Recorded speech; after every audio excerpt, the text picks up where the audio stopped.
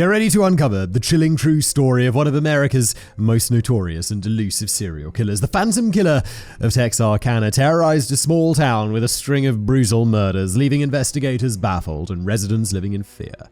With a unique modus operandi and sinister signature, this enigmatic murderer still haunts the imaginations of true crime enthusiasts and horror fans alike. Join us today as we delve into the details of the Phantom's crimes and the investigation that followed, as well as the shocking theories that still swirl around this unsolved case. Today, the Phantom Killer of Texarkana.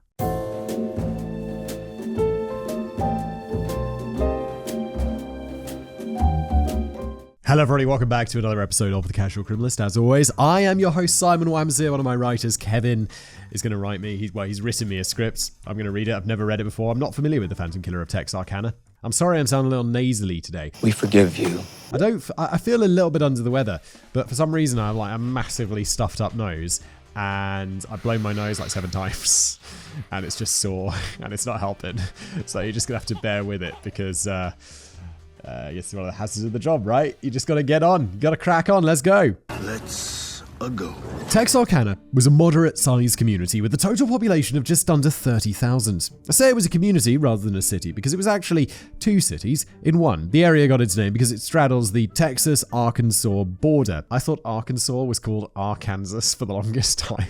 You know, you'd see it and you'd be like, Arkansas. I'm pretty sure there's some videos out there of me being like, yeah, in Arkansas. Because there's another state called Kansas. Why would you do this to me, America? Really? Why not? It was a safe area, at least for the most part. The city was young, having only been founded in 1874, and it wasn't yet fully separated from its early frontier days. Most of the city was nice. The sort of place people would picture when they think of the good old days. Residents wouldn't have to bother to lock their doors at night, and it was common just to sit on one's porch at night and talk to passers-by. Did this really exist? Or is this like the kind of rose-tinted version of the past? I always think of like 1950s America tends to be this. And it's like, yeah. But also nuclear weapons, the Cold War, the idea children being taught in school to like duck and cover under the desks because that's going to save them from a nuclear bomb. People were living in fear of that, right? You don't say. However, the city had been built around a railroad junction that connected Texas and Arkansas. Trains would bring through rowdy soldiers, and there were lots of young male laborers who worked in lumber and oil. Drunken fistfights and knife fights were common, and shootings, while rarer, didn't come as a huge surprise. This sounds like the sort of place where I would be locking my door at night. When these violent crimes occurred, people would read about them in the Texarkana Gazette and be momentarily dismayed at the plights of youth before quickly moving on. They were small, isolated incidents. The people had grown used to them, but they didn't feel like they defined their city. On Friday, February the 22nd, 1946, 25-year-old Jimmy Hollis took his 19-year-old girlfriend, Mary Jean Larry, out for a night on the town. It was your typical dinner and movie, followed by parking somewhere secluded so things could get a little bit more intimate. It was around 11:45 p.m. when Jimmy parked his Chevy at the well-known Lover's Lane, but it would only be about 10 minutes before their good time would be rudely interrupted. They had been so preoccupied with one another that they didn't notice the other car pull up and park nearby. An extremely bright light suddenly shone upon the couple from the driver's side window. Though partially blinded by the light, they could see that in the person's other hand, held just below the flashlight, was a gun aimed directly at them. Jimmy tried to tell the man that he had the wrong person, but he was told, "I don't want to kill you, fellow, so do what I say." Both Jimmy and Mary exited the car through the driver's side door. Jimmy was ordered to take off his goddamn breeches. He did as he was told, but it didn't matter. The attacker pistol whipped him twice, sending his unconscious body to the ground. When the butt of the gun connected with Jimmy's head, the sound of his skull cracking was so loud that Mary thought it was the sound of the pistol being fired. Oh, and this is, I mean, even today, that sounds pretty fatal. And this is like 1940s.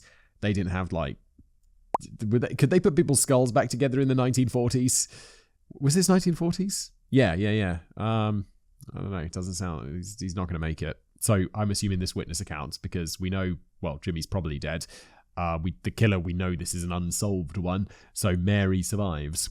Mary tried to maintain her composure, thinking that the masked man was just trying to rob them. After all, a gunman with a mask may let you live, so it was in her best interests to cooperate in any way possible. She grabbed Jimmy's wallet to show the attacker that they didn't have any money, but she was also struck and sent to the ground. He then told Mary to get up and run. She did as she was told and began running towards a ditch, but the attacker ordered her to run up the road instead. As she ran, she saw an old car parked just off the road. Not realizing that this car had almost certainly been how the gunman got to their location, she veered towards the car, hoping there might be someone inside who could help her. By the time she saw that the car was empty, the masked man was upon her once more. He demanded to know why she was running. Wait, why are you running? You told me to run!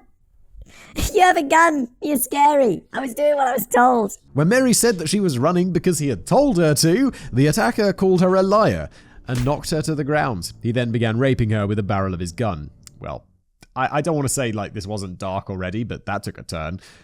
The attacker suddenly became spooked when he saw a pair of headlights approaching from the distance and he vanished from the scene. Either the old car had been parked far enough off the road to be out of sight, or the driver was an because they didn't stop to help Mary.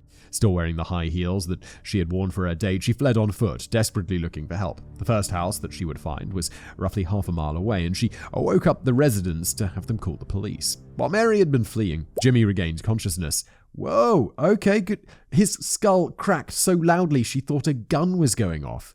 Oh my god. He was able to flag down a passing car and have them contact the police as well. Bowie County Sheriff Bill Presley arrived at the scene with 3 other officers within 30 minutes, but that seems like an extraordinarily slow response for such a violent crime. Well, we don't know how far away it was, do we?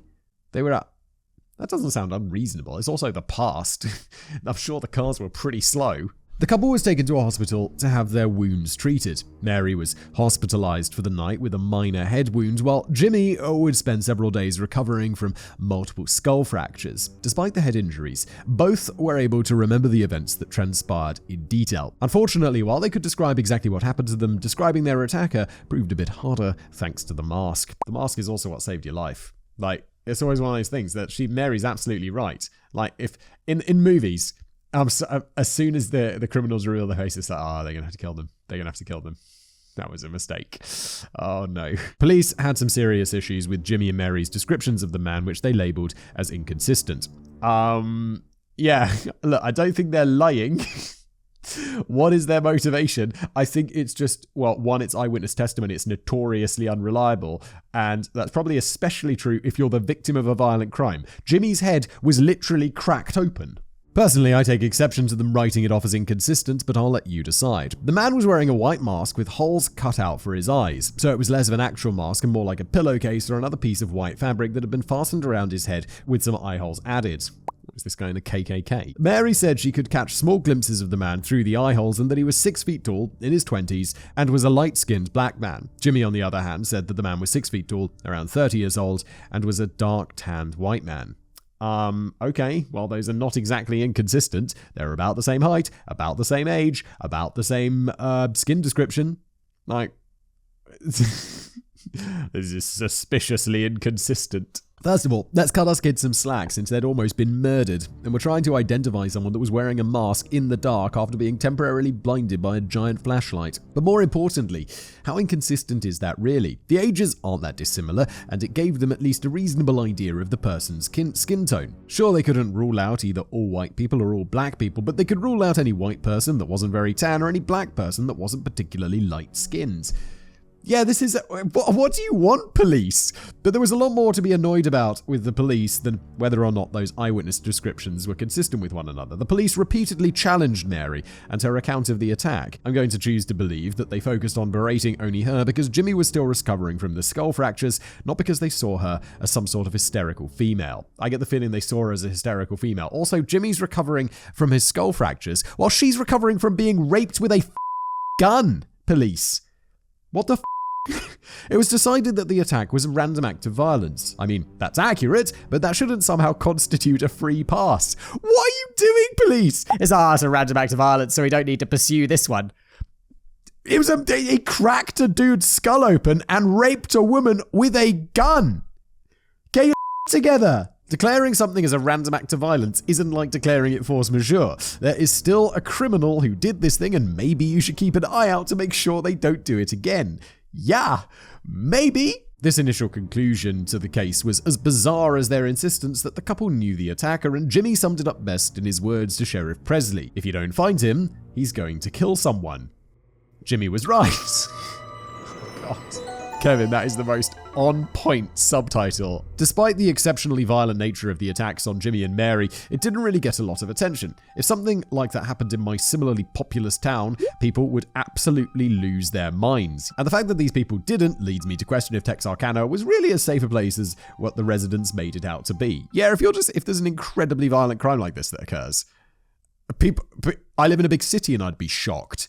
These people would be like, it's a small town. 30,000 people is a small town. A month later, on Saturday, March the 23rd, police found a 1940 Hudson sedan that had been reported stolen 10 days earlier. The car was found abandoned near the Griffin residence, where 29-year-old Navy War veteran Richard Griffin was visiting his mother. That night, he and his 17-year-old girlfriend, Polly Ann Moore, 29 and 17...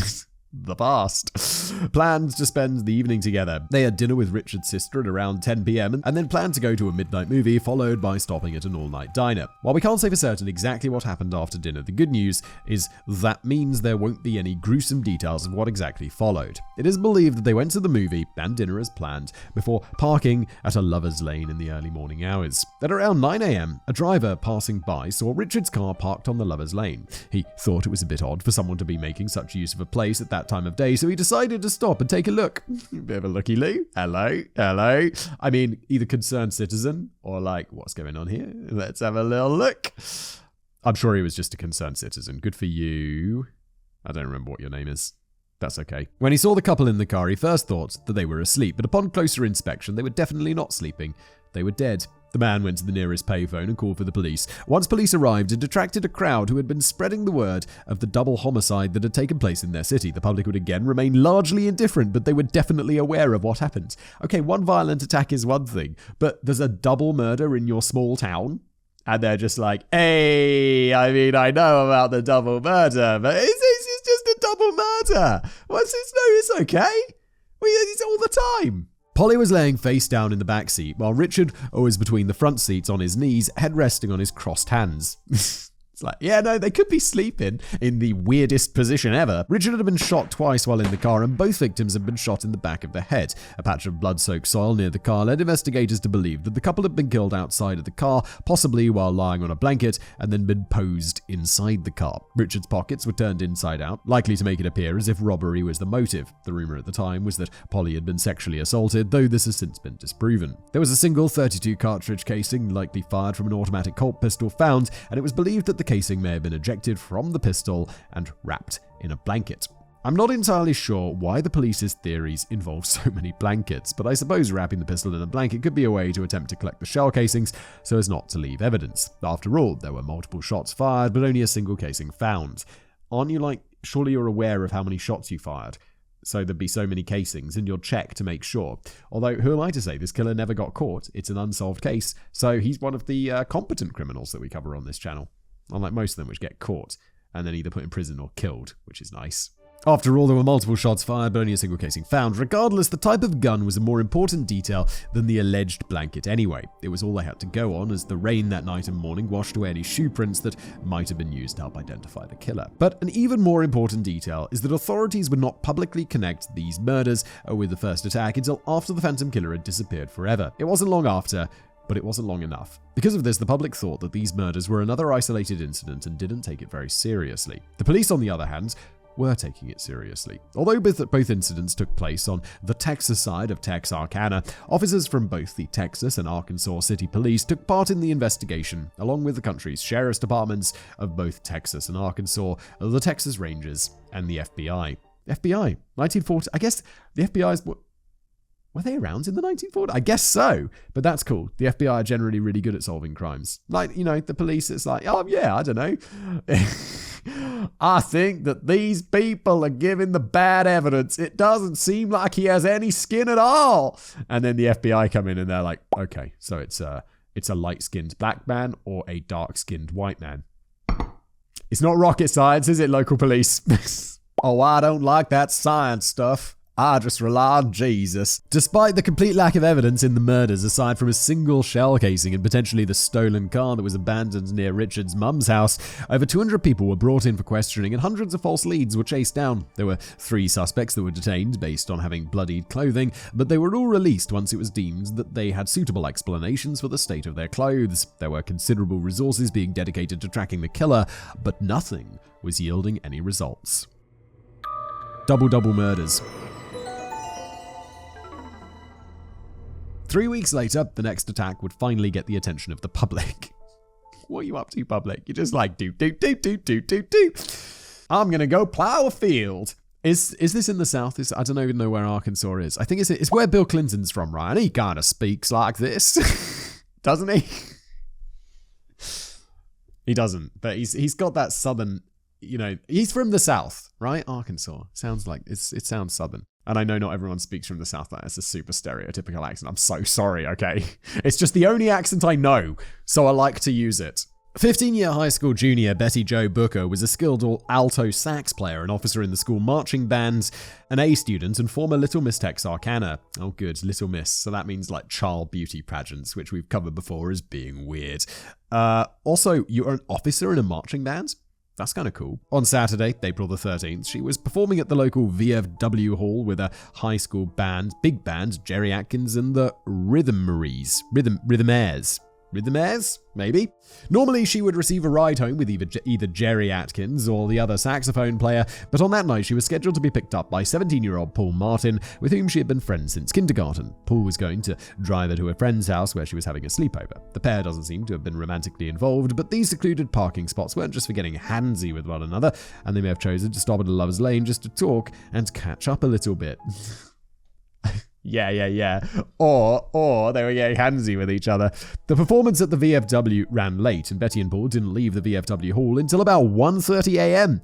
Paul's body would be found on the side of the road about 6:30 a.m. by a family out for a morning walk. He'd been shot 4 times, and there was blood on the opposite side of the road, indicating that he had tried to either run or crawl away from his attacker after the first shot. Once again, we can only guess as to exactly what happened. Paul's body was found about 1.5 miles from where his car was parked, and there's no way for us to know how the killer got him this far or what exactly happened at the moment he decided to commit his heinous crime. However, it's likely that the first shot was the one that pierced Paul's right hand. He then may have turned around to flee, with 2 more shots being fired as he ran. One bullet went through his ribs from behind, the other one through the back of his neck. When he collapsed on the pavement, the killer likely walked over to fire the 4th shot through Paul's nose to guarantee that his victim was dead. Though the exact sequence of events can't be stated for certain, it's a reasonable possibility given the locations of the 4 gunshot wounds that were inflicted upon Paul and the presence of blood on the street. This just left the question of where Betty was. She had never arrived at her friend's house, and word of the murder and the missing girl quickly spread. Volunteers began setting up search parties, with one such group being men and boys that left Sunday school at the First Methodist Church to join the search. At around 11:30 a.m., that group found Betty in a grove of trees over 1 mile from where Paul was found and 3 miles from the car. Betty's body was posed lying on her back and fully clothed, with her right hand in the pocket of her buttoned overcoat. She had been shot once in the chest and once in the face. The gun was the same .32 Colt pistol. Although she was found fully clothed, the autopsy revealed the presence of semen and vaginal bruising. Paul's genitals were clear of any sort of bodily fluid, so it was presumed that Betty was raped by her killer before being murdered and the body being staged. The Texarkana Gazette ran the headline, "Teenage couple shot to death," and the public was finally beginning to get concerned. What, after 2 double murders? There's only 30,000 people in your town. The odds of you being next are not that low. This was the second double murder in under a month, and the theory that the first had just been an isolated incident was now harder to sell. 2 days later, the Texarkana Daily News would run the headline, "Phantom Killer Eludes Officers," with the Gazette following suit the next day, going with the headline, "Phantom Slayer Still at Large." Unfortunately, these murders didn't give the police any more clues. There was evidence that it was the same killer as before, but no new evidence that might help identify who was behind the murders. The only potential lead was that Betty's saxophone was nowhere to be found, leaving authorities to believe that the killer may have stolen it to sell it. Oh, that is a huge mistake. How are you an uncaught criminal? You've stolen something, you're going to sell it from one of your murder victims. That is just asking for trouble. The final victims.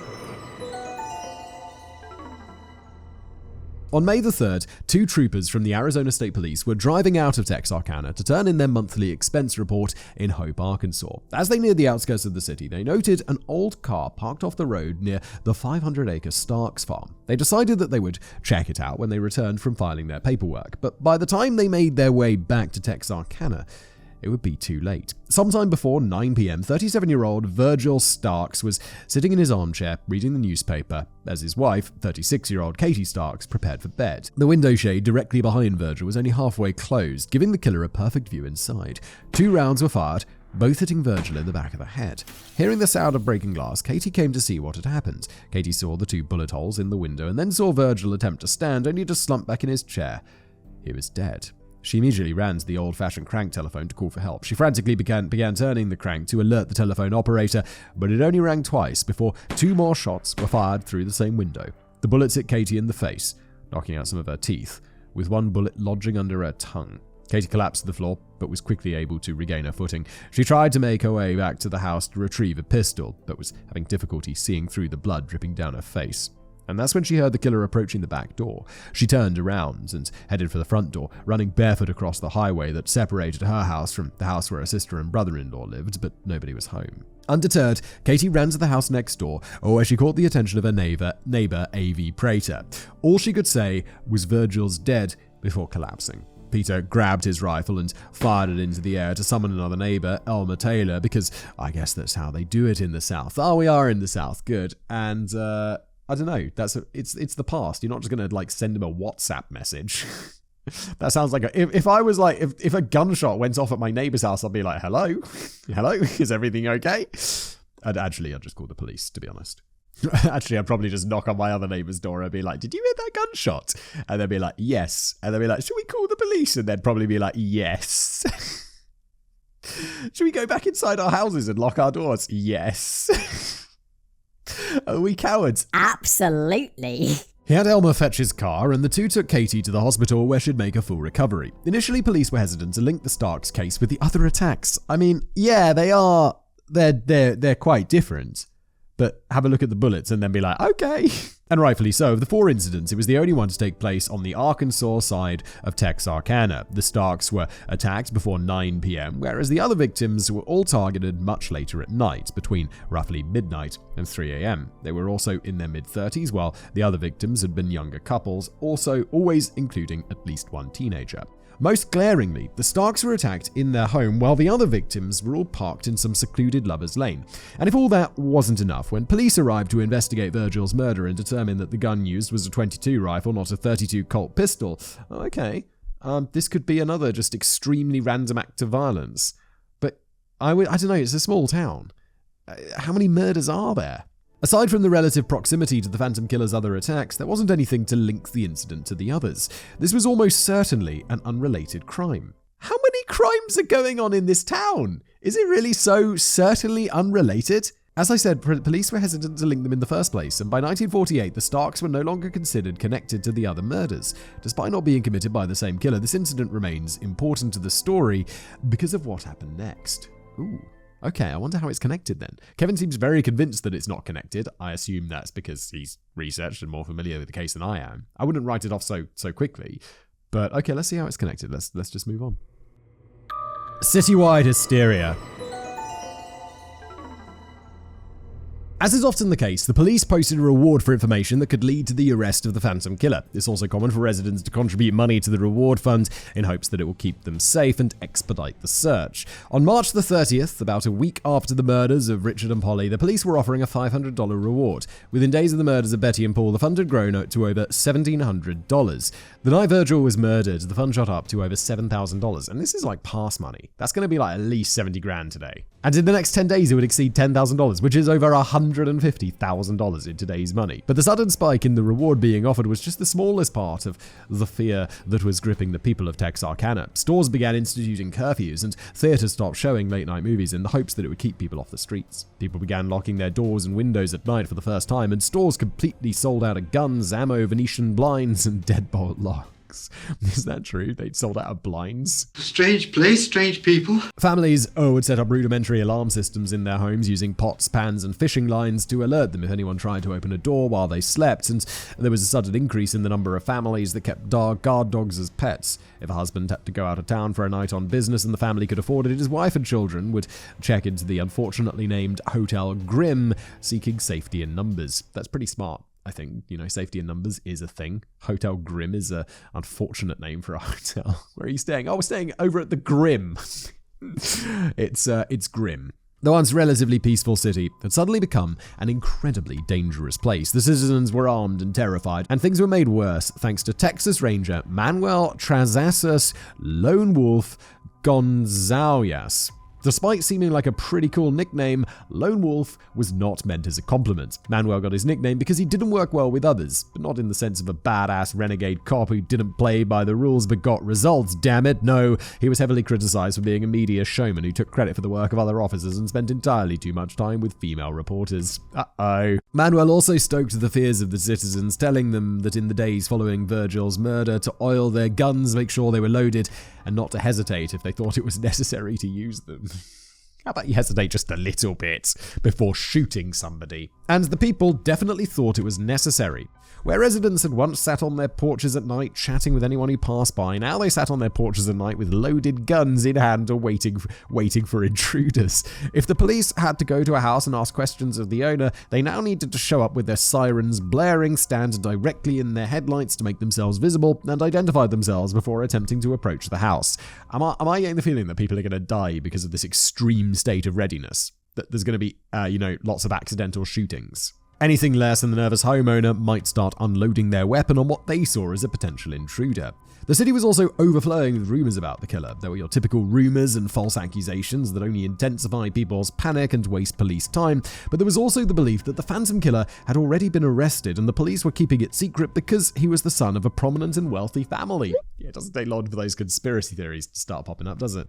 There were an awful lot of baseless rumors and speculation, and it was only making it harder for the authorities to try and track down potentially meaningful leads. Police and residents alike also began trying to lay traps for the killer. Authorities had already been pulling surveillance, lovers' lanes, and even had officers hiding atop trees to keep watch while remaining out of sight. But rather than simply watching, they decided it was time to use themselves as bait. Channeling their inner Steve Buscemi, the police would disguise themselves as teenagers and park on secluded roads, sometimes with a real partner and sometimes with a mannequin. The authorities weren't the only ones to have this idea, and vigilante teenagers had been trying to bait the killer out on their own. An Arkansas state trooper noticed a car parked on Lover's Lane late at night and decided to investigate. He saw a couple in the car, so he came up to introduce himself and asked if they weren't afraid to be parked alone with the killer on the loose. The girl replied, "It's a good thing you told me who you are," as she revealed the pistol that she'd been about to kill the officer with.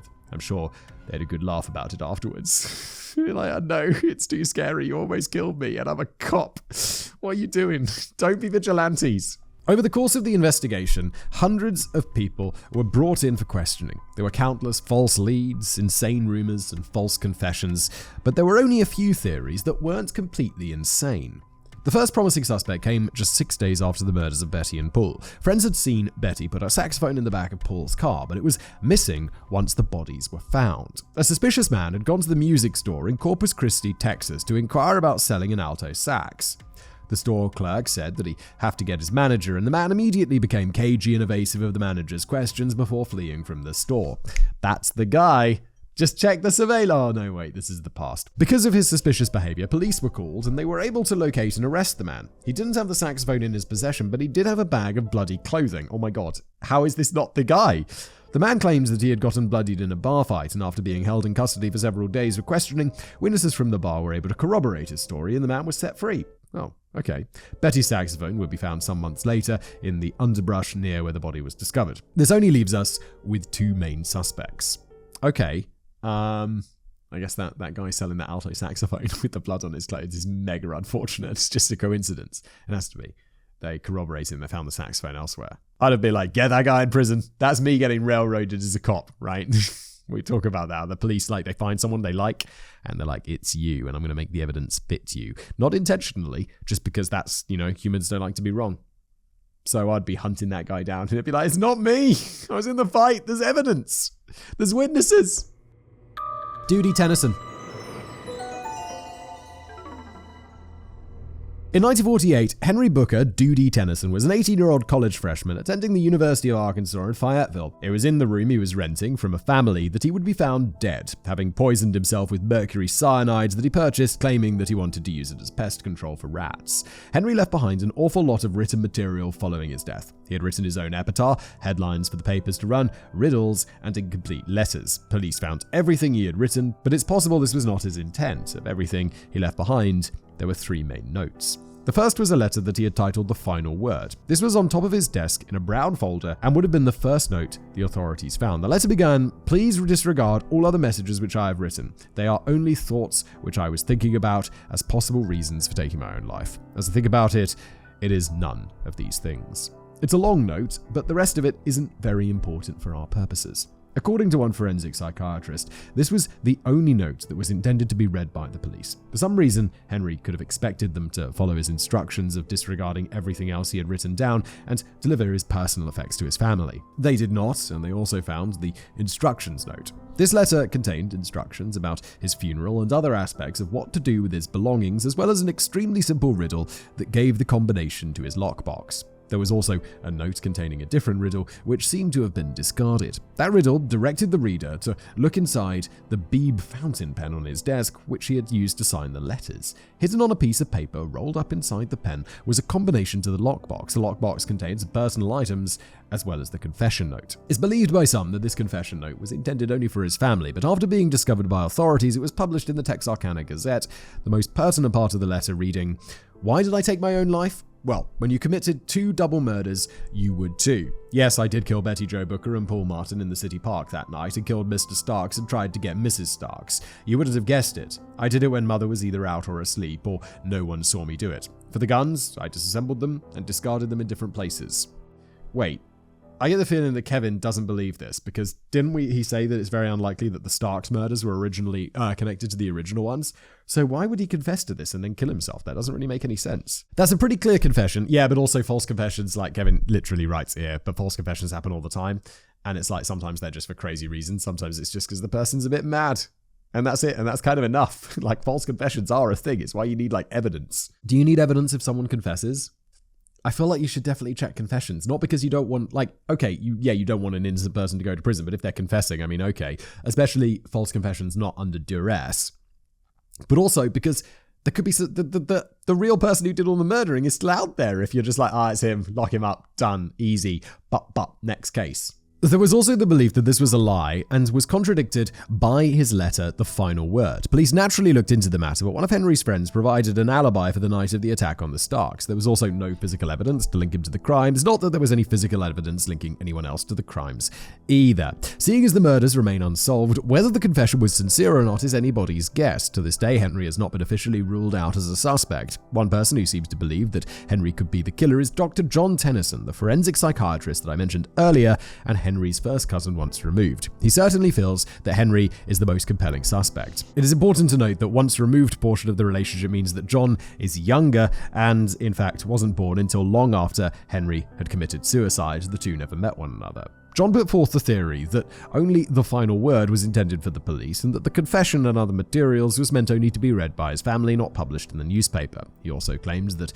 Henry had a connection to all of the victims. Many of the young victims attended the movie theater where Henry worked as an usher. That would seem pretty inconsequential by itself, but the first 2 couples were both attacked after leaving the movies. Coincidentally, those victims are the ones not explicitly named in the letter. Betty and Paul had been at the VFW hall rather than at the movies, but Henry was the trombonist for Jerry Atkins and the Rhythmaires, and as for the Starks, one of Henry's friends lived directly across the street in the same house as Katie's sister. But he has an alibi. He had an alibi for the Starks.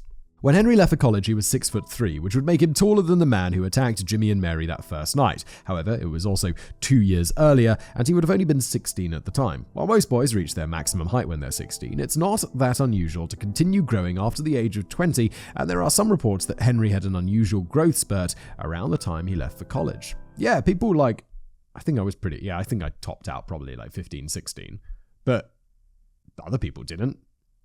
Yeah, this could definitely be him. I was 6 feet when I left for college and 6'2" when I came home after my first semester. Whoa, growing in college?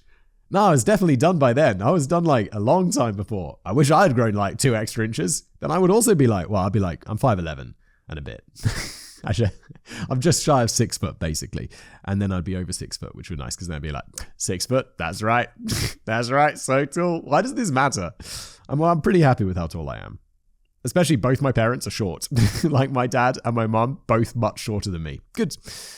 I don't know, 4 or 5 inches shorter than me. My uncle is incredibly tall, so I definitely got something from there. I'm going to say that it's definitely possible for him to have been the right height 2 years earlier. Plus, 6 feet was an estimate from the victims, not an exact measurement, so he could have been a tiny bit taller at 16 as well. There's no hard evidence beyond Henry's own confession letter, or which he may or may not have contradicted in his final word letter, but it's certainly interesting. He seemed to have at least a passing connection with all of the victims in a way that would have provided opportunity.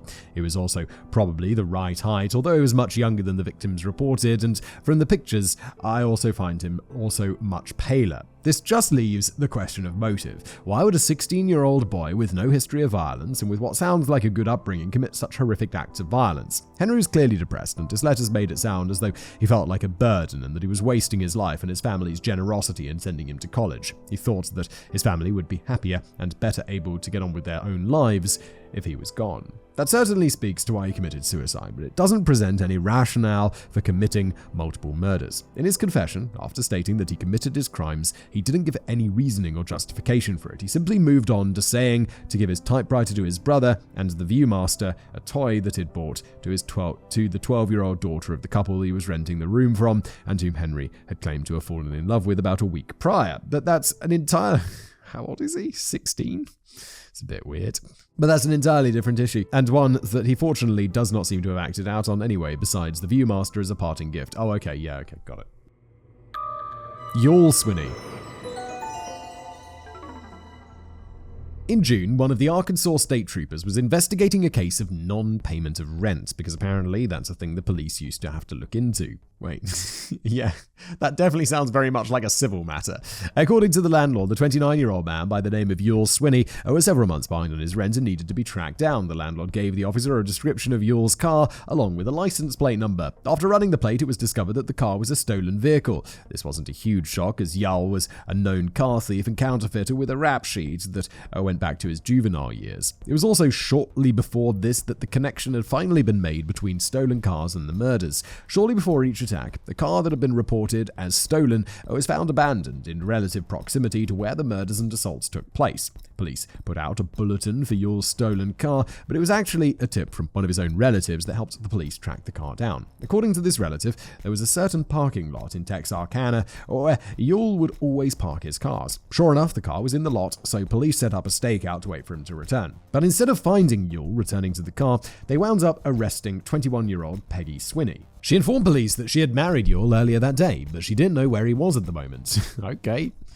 Once taken into custody, Peggy confessed in great detail that Virgil was the Phantom Killer. The only problem is that her details kept changing. Police believed that she was withholding information for fear of implicating herself in the murders. However, with each new telling of the story, she took a more active role. Lawyer, get the negotiation thing. Get that, what's it called? Immunity for testifying or whatever? Just get that done. Get that lawyer. In a second interview regarding the murders of Becky and Paul, Peggy said that she and Virgil had parked at Spring Lake Park and had some beers. She then claimed that Virgil told her he needed to take a leak, at which point he disappeared from the car for an hour before she heard 2 gunshots ring through the air. Jesus Christ. I'm just gonna have a pee. I'll be back in an hour. As daybreak approached, Virgil returned to the car and put a black case in the trunk. Peggy said that he was wet up to his knees and damp up to his waist, potentially from washing blood off of his clothes in the lake. By the third interview, Peggy was painting herself as being much more involved rather than just needing to water the plants after enjoying some road beers. In this telling, Virgil said that he was leaving the car to go and park and rob someone. Peggy insisted on coming and was with him when they found the car with Betty and Paul inside it. She claimed that Virgil pulled the gun on the kids, and when she refused to search them for money, he got angry and shot Paul twice. I have to say, isn't this how it works? She tells a story where she's not involved and the police are like, don't believe you. And then she's like, okay, I was this involved. And the police like, I don't believe you. It's like, okay, I was this involved. And the police like, I don't believe you. And she's like, I did it. That's how interrogation works, right? So this doesn't seem like unbelievable. It just seems like the story is being pried out of her by the police. Or maybe she's just insane and making it up, because I thought the last guy was quite a likely suspect. Peggy then held Betty in place while Yule went to retrieve his car. When he arrived, he made both of them get inside. Paul had survived the gunshots and was trying to crawl to safety, so Yule shot him 2 more times before driving away with Peggy and Betty. After driving a couple of miles, Yule took Betty into the woods. When he returned, he told Peggy that he had tried to get some from the young girl, but shot her when she refused. Dude. The stories were inconsistent with each other, possibly because Peggy was initially trying to protect herself, and possibly because she was outright lying, but it meant that she was going to be an unreliable witness. Not only that, but as Yule's wife, they couldn't even force her to testify against him. Oh, I've heard of this. Right. Can you be forced to testify against anyone? Is forced testimony a thing? Can't you just, what's that thing? Oh God, it's right there. It's some amendment or some constitution thing. Pleading the fifth. Can't you plead the fifth? Or is that just about protecting yourself? Maybe that's just about protecting yourself. So you could be forced to testify? Wow. Okay, what if you just shut up? Do they hold you in contempt? That's intense. Even so, the police were convinced that they had found the killer, and Peggy was an idiot who couldn't keep the details straight. According to one of the interrogating officers, Peggy's bread wasn't baked. The elevator didn't go all the way up to the top. Savage. But Sheriff Presley was convinced of Yule's guilt based on one simple detail Peggy had. During a third interview, he asked her if Yule had taken anything out of Paul's pocket. Peggy replied that he had taken some papers or stuff and thrown it in the bushes. The sheriff then pulled out Martin's datebook, a piece of evidence that he had found in the bushes of the crime scene, but hadn't told a single person about. Because I guess all the rules we have today regarding evidence didn't exist yet. Yeah, it's like no chain of custody. I mean, of course, like things develop with time. Definitely. Convinced or not, the police were still going to need evidence. Peggy ultimately wound up recanting her confession, and they couldn't force her to testify anyway. Yule's fingerprints didn't match anything found at the crime scene, and he didn't own a gun that matched either of the ones used in the murders. All they could do was hope to get a confession from him. 2 weeks after Peggy's arrest, Yule was arrested after trying to sell a stolen car in Atlanta, Texas. His attempted sale had caught the attention of the police, who caught up with him at the Arkansas Motor Coach Station. Following a short chase, an Arkansas detective cornered Yule trying to climb up a fire escape, at which point he begged the officer not to shoot. When the detective told him, "I'm not going to shoot you for stealing cars," Yule replied, "Mister, don't play games with me. You want me for more than stealing cars." Oh, Yule, what are you doing? Don't admit your crimes. The police officer's going to be like, "Well, definitely going to look into you a bit more thoroughly, aren't we?" I'm not smart enough. He was then arrested and brought to the police station. As the deputy sheriff carted him off to a jail cell, Yule asked, "What do you think they'll do to me for this? Or will they give me the chair?"